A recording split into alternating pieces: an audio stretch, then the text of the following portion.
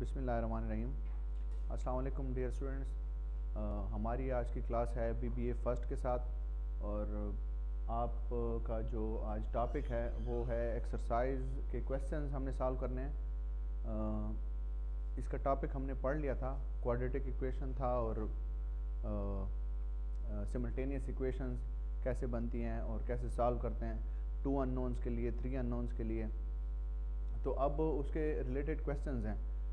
इसके लिए आपको बुक अपने पास रखनी होगी। ये आपकी जो बुक है बिज़नेस मैथमेटिक्स, ये अपने पास रखें जी। मैं यहाँ से क्वेश्चन आपका पढ़ूँगा, उसी के मुताबिक जो मैंने ये उनका सलूशन लिखा हुआ है कि ये डेटा कैसे लेना है, इक्वेशंस कैसे बनानी है, तो उसी के मुताबिक मैं आपको बताऊँगा।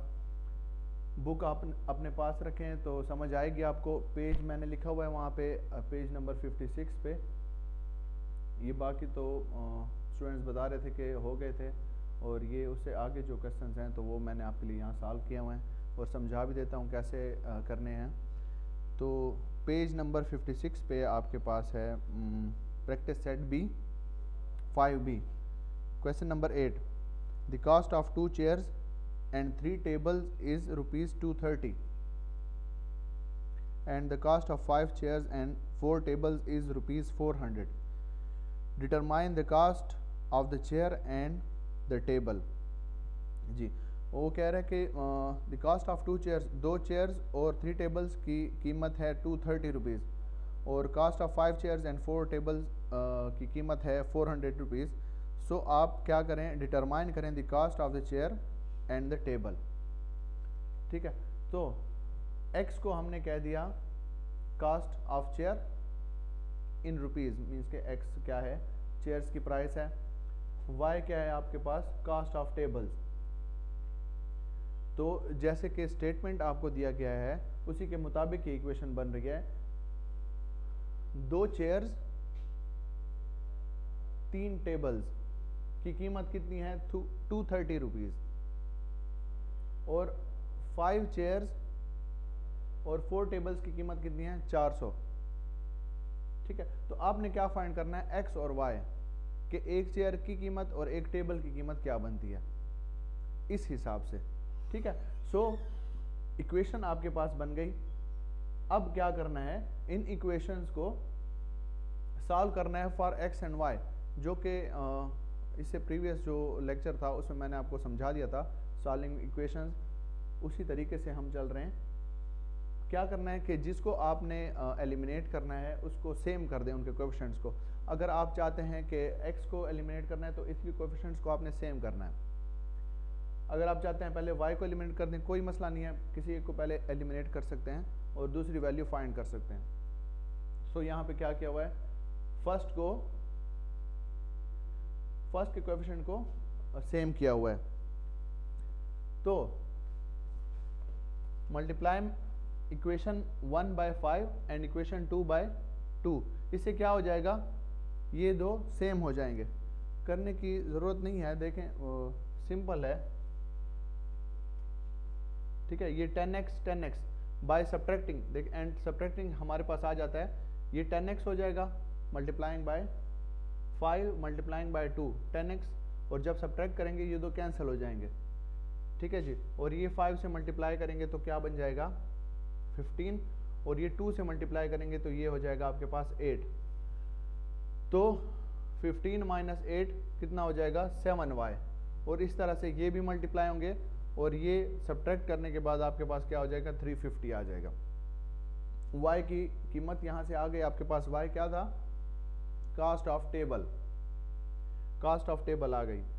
अब यही वैल्यू किसी एक इक्वेशन में आप पुट कर दें। हम क्या करते हैं, पुटिंग y = 15 इक्वेशन 1 में पुट कर दीजिए यहाँ पे। ठीक है, 3 × 50 और 230, यही। इसको मज़ीद सॉल्व करने के बाद आपके पास ये आएगा, इसको माइनस करें, 80 डिवाइड बाय 2 क्या आता है, 40। सो रिजल्ट क्या है आपके पास, कास्ट ऑफ चेयर हो गई 40 और कास्ट ऑफ एक टेबल, 1 टेबल क्या हो गया आपके पास, 50। ठीक है जी, अगर आप को शक हो कि भाई ये वैल्यूज़ आपकी ठीक आई हैं या नहीं आई, तो आप ये वैल्यूज़ किसी एक इक्वेशन में पुट कर दें, आपकी इक्वेशन ज़रूर सेटिस्फाई होगी। मीन्स कि सेटिस्फाई का क्या मतलब है, लेफ्ट हैंड साइड और राइट हैंड साइड इक्वल आएंगी जी। तो ये नेक्स्ट क्वेश्चन है आपका पेज नंबर 56।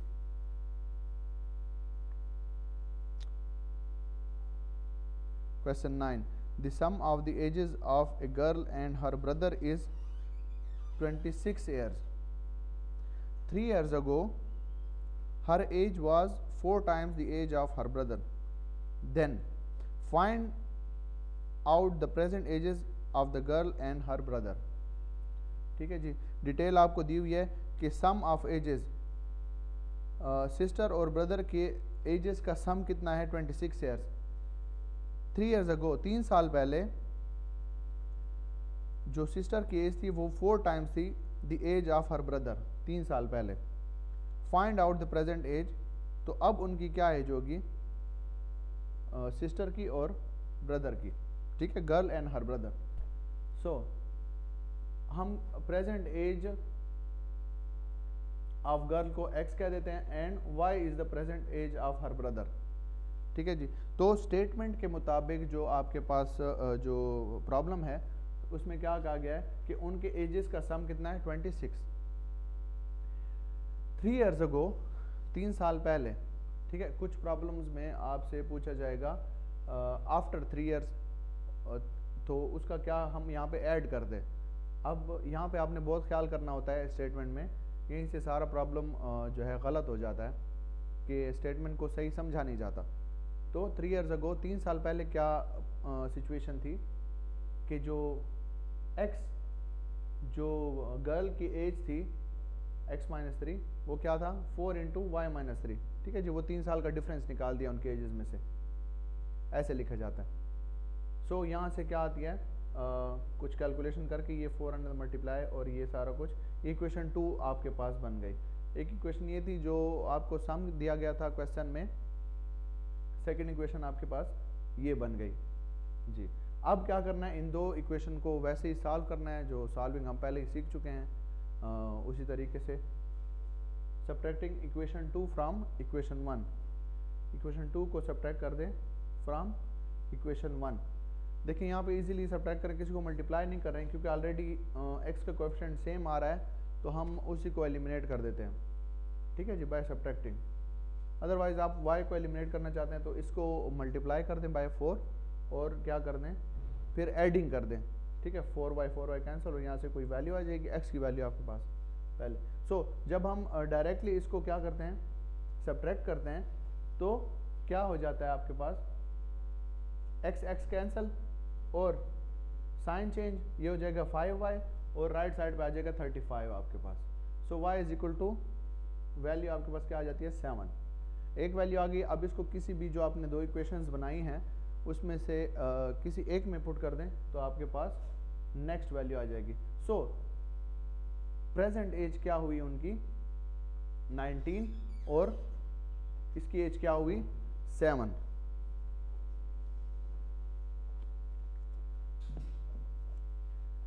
जी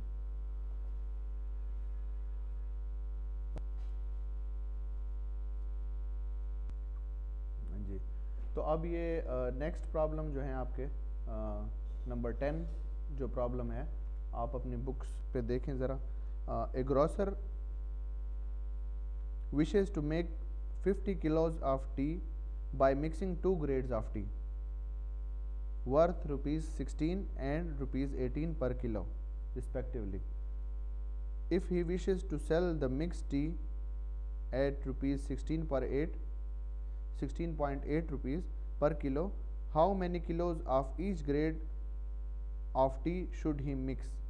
जी, क्या कह रहा है कि एक परचून फरोश है, तो वो क्या करना चाहता है, वो 50 किलोज चाय पत्ती बनाना चाहता है बाय मिक्सिंग 2 ग्रेड्स, उसमें 2 ग्रेड की चाय पत्ती वो यूज़ कर रहा है, जिसमें से एक की कीमत है 16 रुपीज़ और एक की है 18 रुपीज़ पर किलो रिस्पेक्टिवली, ठीक है।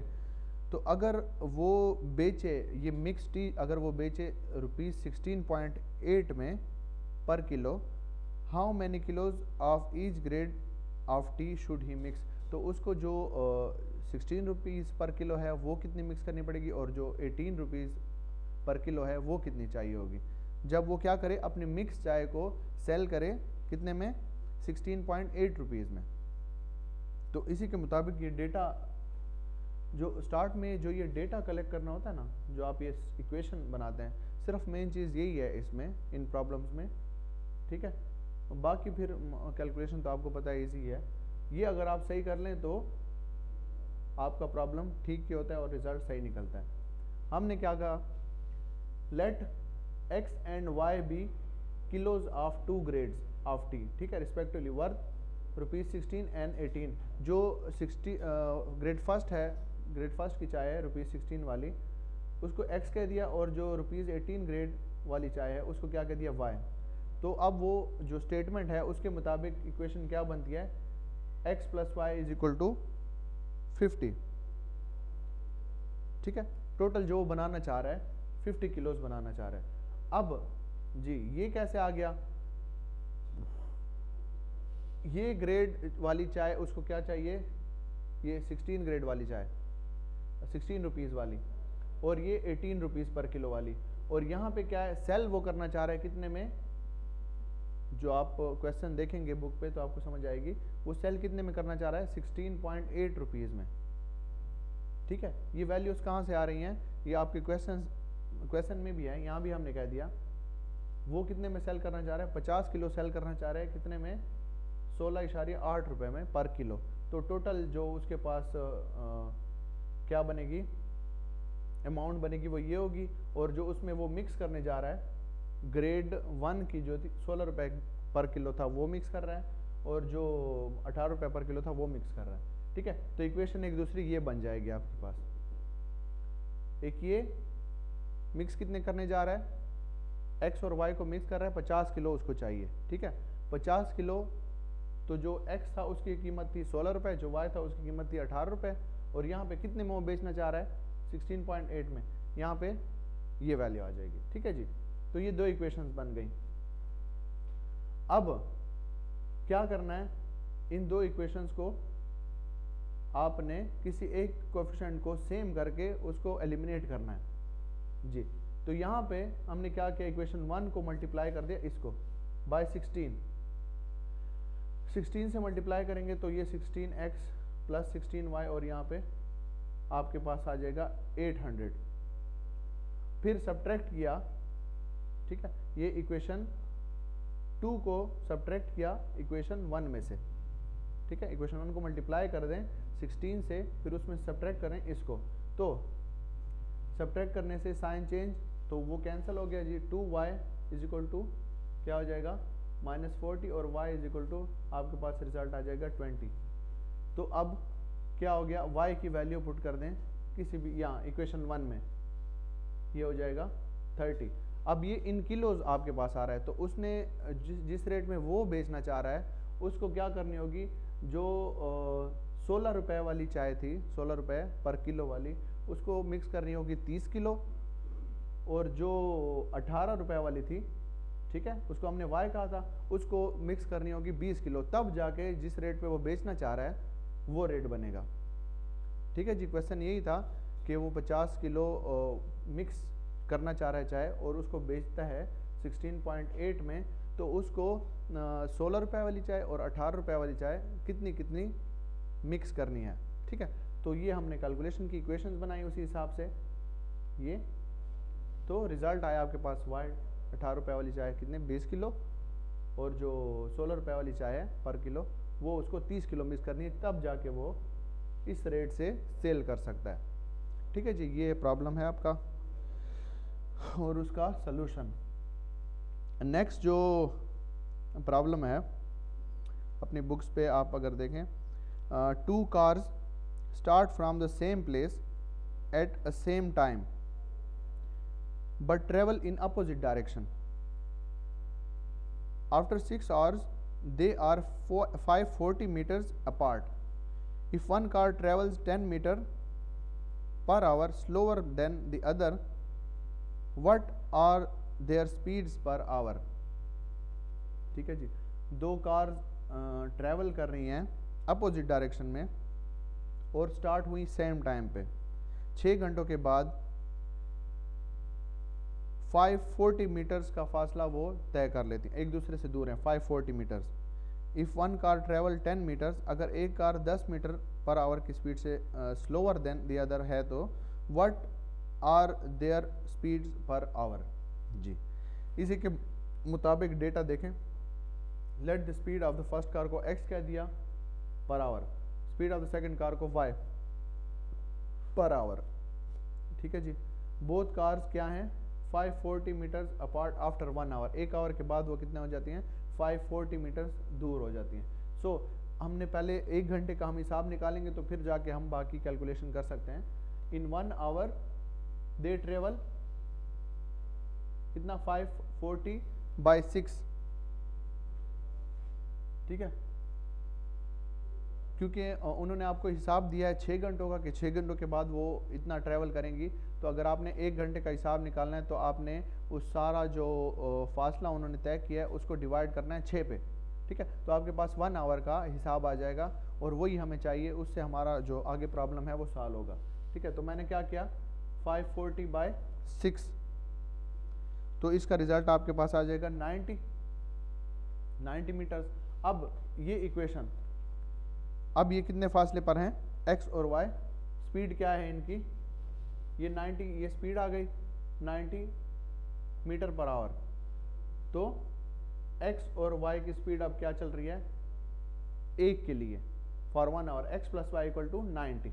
ठीक है, as 1 car is 10 metre per hour, एक दूसरी स्टेटमेंट जो दी हुई है 1 car is 10 metre per hour slower than the other, वो दूसरे से स्लो है।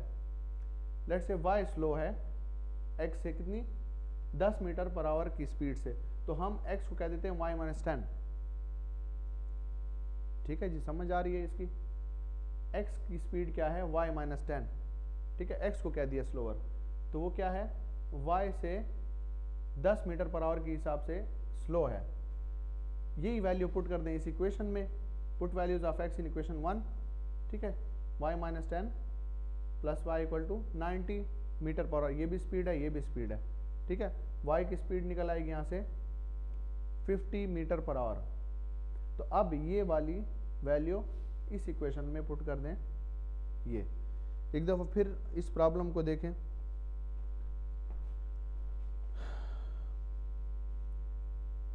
दो कार्स हैं, वो एक ही प्लेस से स्टार्ट करते हैं और अपोजिट डायरेक्शन में ट्रैवल करते हैं। 6 घंटों के बाद उनका फासला हो जाता है 540 मीटर। अगर एक car 10 metre per hour means के 10 की स्पीड से स्लो जा रही है दूसरी कार से, तो उनकी स्पीड्स दोनों की फाइंड करें। ठीक है जी, सिंपल सा है। क्या किया, एक की स्पीड को हमने x कह दिया, दूसरी की स्पीड को y कह दिया। 540 मीटर के जो फासले पे हैं आफ्टर 1 आवर। ठीक है, अब इन 1 आवर दे ट्रेवल कैसे फाइंड करना है कि अगर वो 6 घंटों में 540 का फासला तय करते हैं तो 1 घंटे में कितना होगा, तो वो फासला डिवाइडेड बाय 6, सो कितना हो जाएगा 90। ठीक है जी, 90, ये इक्वेशन बन जाएगी आपके पास x plus y equal to 90। As 1 car is 10 metre per hour slow है, तो x को वैल्यू क्या है, x को हम कहते हैं कि वो स्लो है y से 10 की, तो x is equal to y minus 10। ठीक है, अब ये वैल्यू पुट कर दें इस इक्वेशन में, ये स्पीड y की वैल्यू यहाँ से फाइंड हो जाएगी। ये थोड़े से इधर उधर ऐड सब्ट्रैक्ट करके आपके पास y की वैल्यू आ जाती है 50 मीटर पर आवर, और पुट इन इक्वेशन 2। फिर आप इसको क्या कर दें, इक्वेशन 2 में पुट कर दें यहाँ पे। ठीक है जी, तो यहाँ से आपके पास x की वैल्यू आ जाएगी। तो ये थे आपके प्रॉब्लम्स। नेक्स्ट एक्सरसाइज को कोशिश करें कि आप ख़ुद कर लें, और इसमें भी ये एक क्वेश्चन आपका जो क्वेश्चन 12 है ये रिमेनिंग है, ट्राई कर लें। अदरवाइज़ मुझे कमेंट में फिर बता दें कि आपसे ये हो पाएगा या नहीं हो पाएगा, तो मैं आपको ये दोबारा जो है एक्सप्लेन कर दूंगा। और इंशाल्लाह कोशिश करेंगे कि नेक्स्ट क्लास में नया टॉपिक स्टार्ट करें। आप भी थोड़ी कोशिश करें कुछ जो मैं आपको होमवर्क देता हूँ तो उसको करने की। सो इस वीक के लिए इतना काफ़ी है। अल्लाह हाफ़िज़।